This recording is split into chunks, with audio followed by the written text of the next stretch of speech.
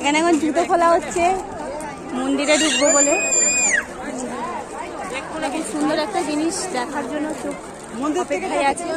এদিকে একজন খুলছে, ধরো ব্যাগটা ধরো।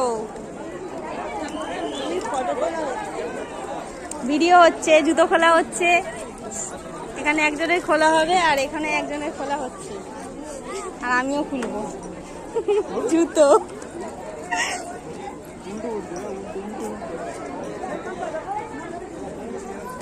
চলো আমিও জুতোটা খুলে নিই। উল্টো করে দাও, সাদা কিভাবে উল্টো করে দেবো? এরকম ভাবে দেখো, জুতো দিয়ে দিলাম। এখন এর জুতো এখনো খোলা হয়নি। মোজা